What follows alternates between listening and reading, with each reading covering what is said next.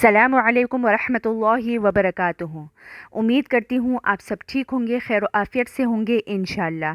आज का वजीफ़ा आपने टाइटल से थंबनेल से पढ़ ही लिया होगा, कितना बेहतरीन वजीफ़ा है ये।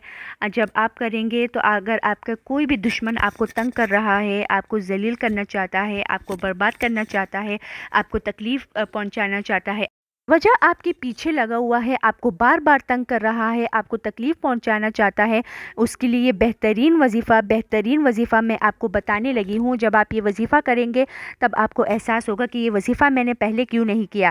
आजकल आपको पता है ना कि आजकल कोई भी शख्स दूसरे शख्स को अपने से ज़्यादा कामयाब होना नहीं देखना चाहता। वो चाहता है कि मैं ही कामयाब हूँ। हर एक दूसरा शख्स आजकल एक दूसरे शख्स से जेलिस हुआ पड़ा है, जलन है, हसद है।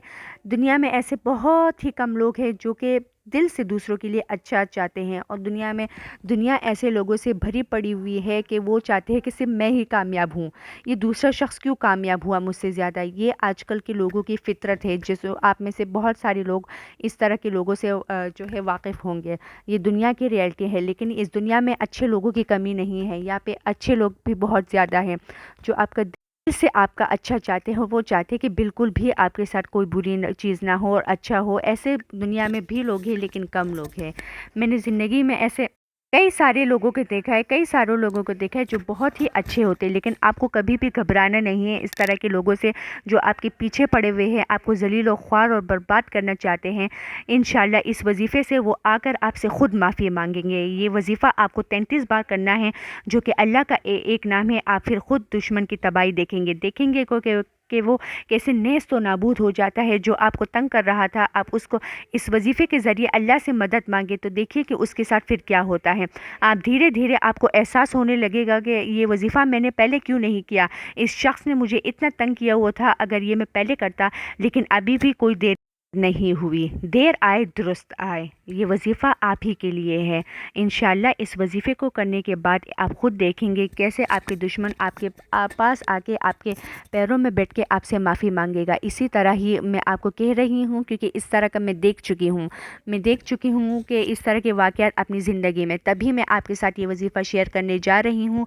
इस वजीफ़े को पूरे सुनिएगा और इसको जो है बिल्कुल सही तरीके से सुनिएगा, और जिस तरह मैं आपको बता रही हूँ आपको उसी तरह ये वजीफ़ा करना है। ज़िंदगी में हर किसी की मुश्किलात आती है, तकलीफ़ें हर किसी को आती है, आज़माइशों से ये दुनिया भरी पड़ी है।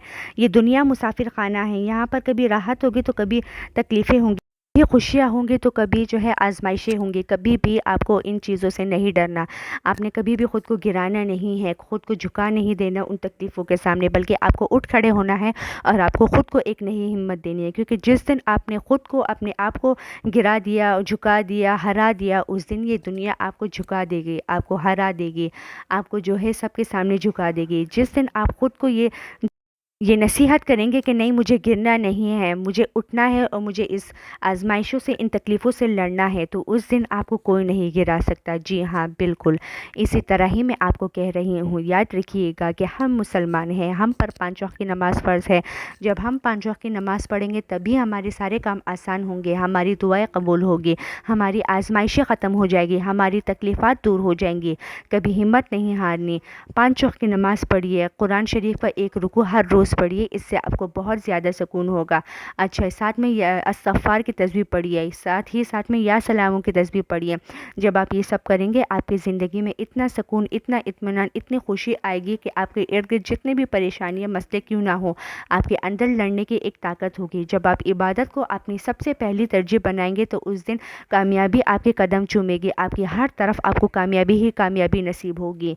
लोग हैरान हो जाएंगे कि अरे ये क्या हुआ, अभी तो ये कुछ दिन पहले तो ऐसा था ये शख्स और आज इतना बदल गया है, इतनी कामयाबी, इतनी खुशहाली, चेहरे पर इतना सुकून, इतना इत्मीनान। लोग आपसे पूछने लगेंगे। इसलिए हमेशा से इबादत को सबसे पहले अपनी तरजीह बनाएं, उसके बाद दुनिया के काम करें। याद रखिएगा कि जो क़यामत के दिन सबसे पहला सवाल होगा वो नमाज का होगा। अगर आपने किसी दुनियाई काम की वजह से नमाज छोड़ दी होगी तो आप ख़ुद को जो है कितना शर्मिंदा पाएंगे, आपके चेहरे पर कितनी शर्मिंदगी होगी। इसलिए सबसे पहले जो है آپ کو نماز پڑھنی ہے۔ دنیاوی کام تو چلتے رہتے ہیں، ان کا تو کوئی حل ہی نہیں ہے، لیکن ان کو سائڈ پہ رکھ کے سب سے پہلے آپ نماز پڑھیں گے۔ اگر آپ نے نماز پڑھ لی تو یہ آپ کی دنیا کی بھی کامیابی ہے اور آپ کی آخرت کی بھی کامیابی ہے۔ اگر آپ دونوں جہانوں کی کامیابی چاہتے ہیں تو عبادت کو سب سے پہلے اپنی ترجیح بنائیں۔ نماز کو کبھی بھی قضا مت ہونے دیں۔ اگر کبھی بھی قضا ہو جائے تو آپ اس کو قضا لازمی پڑھیں، لیکن چھوڑیں نہیں، کیونکہ اس سے جو ہے آپ کو دونوں جہانوں کی کامیابی ملنے والی ہے۔ نماز آپ کے لیے دونوں جہانوں کی کامیابی ہے، اس لیے کبھی بھی آپ کو نماز نہیں چھوڑنی۔ قرآن شریف آپ کو پڑھتے رہنا ہے۔ قرآن شریف جب آپ پڑھیں گے آپ کو اتنا سکون ملے گا، اتنا سکون ملے گا، اتنی راحتیں ملے گی کہ ارے آپ خود حیران ہو جائیں گے۔ سکون کے لیے قرآن شریف لازمی پڑھا کرے، لازمی۔ سورہ یاسین جو ہے اگر آپ فجر کی نماز کے بعد پڑھیں گے تو اس دن کے آپ کے سارے کام آسان ہو جائیں گے، آپ کی دعائیں قبول ہوگی۔ مغرب کی نماز کے بعد جب آپ سورہ واقعہ پڑھیں گے تو سورہ واقعہ پڑھنے سے کیا ہوتا ہے کہ آپ کے رزق میں اضافہ ہوتا ہے۔ عشاء کی نماز کے بعد جب آپ سورہ ملک پڑھیں گے تو اس سے کیا ہوگا، اس سے آپ قبر کے عذاب سے محفوظ ہو جائیں گے۔ عشاء کی نماز کے بعد سورہ بقرہ کی آخری 2 آیت پڑھنے سے وہ آپ کے لیے ہر شے سے کافی ہو جائے گی۔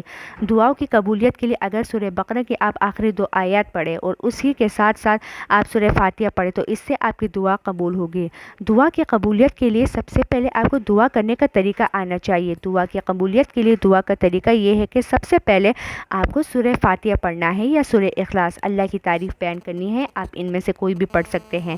پھر اس کے بعد جو ہے آپ کو درود شریف پڑھنا ہے۔ درود شریف پڑھنے کے بعد آپ کے دل میں جو بھی خواہش ہو، جو بھی حاجت ہو وہ آپ کو پڑھنی ہے، لیکن اس کے لیے سب سے پہلے آپ کو اپنے لیے، اپنے گھر والوں کے لیے خیر مانگنی ہے، کیونکہ جس چیز میں آپ کی خیر ہوگی، آپ کے گھر والوں کے لیے خیر ہوگی، وہ آپ کے لیے بہتر سے بہترین ثابت ہوگی۔ جی ہاں، پھر درود شریف مکمل کیجئے، دوبارہ دعا کے آخر میں ایک بار درود شریف پڑھیے اور درود شریف کے ساتھ اپنی دعا مکمل کیجئے۔ اس طرح انشاءاللہ آپ کی دعا لازمی قبول ہوگی، لازمی قبول ہوگی۔ اگر آپ کے ارد گرد کوئی شخص ہے جس کو اس طرح دعا کرنے کا طریقہ نہ آتا ہو تو آپ اس کے ساتھ یہ ویڈیو لازمی شیئر کیجئے یا آپ انہیں خود بتائیے، اس سے آپ کو بھی ثواب ملے گا، مجھے بھی ملے گا اور اس پڑھنے والے کی مدد بھی ہوگی، اس کو بھی ثواب ملے گا۔ یہاں پر یہ وظیفہ شیئر ہو گیا یا قہارو کا وظیفہ ہے جو کہ آپ کو 100 بار دن میں پڑھنا ہے، یا قہارو آپ کو دن میں 100 بار پڑھنا ہے اور دعا کرنی ہے، اس طرح کرنی ہے جس طرح میں نے آپ کو بتایا ہے۔ دعا کرنے کا یہ طریقہ اس طرح آپ کو کرنی ہے، اور ساتھ میں ہے 4 قل جو آپ کو 3 بار پڑھنا ہے، 4 قل ہر روز، اور گھر کے چاروں طرف آپ کو پھونک مار دینی ہے، یا قہارو پڑھنا ہے اور 4 قل پڑھنا ہے، گھر کے چاروں طرف آپ کو جو ہے پھونکنا ہے۔ اس طرح جب آپ 4 قل پڑھیں گے اس کو آپ نے جو ہے چاروں طرف پھونکنا ہے، یا قہارو جو ہے وہ آپ کو صرف وظیفہ کرنا ہے، ٹھیک ہے؟ یا قہارو کا 100 بار آپ نے صرف وظیفہ کرنا ہے اور 4 قل آپ نے پڑھنے ہیں، اس کو گھر پر پھونک مار دینا ہے، ٹھیک ہے؟ اس طرح آپ کو وظیفہ کرنا ہے۔ امید کرتی ہوں آپ کو میری ویڈیو پسند آئی ہوگی۔ اگر پسند آئی ہے تو اسے لائک، شیئر، سبسکرائب کیجیے اور میری ویڈیو کو لائک کیجیے، اور تب تک کے لیے مجھے اجازت دیجیے۔ السلام علیکم ورحمۃ اللہ وبرکاتہ، اور اس ویڈیو کو آگے زیادہ سے زیادہ شیئر کیجیے۔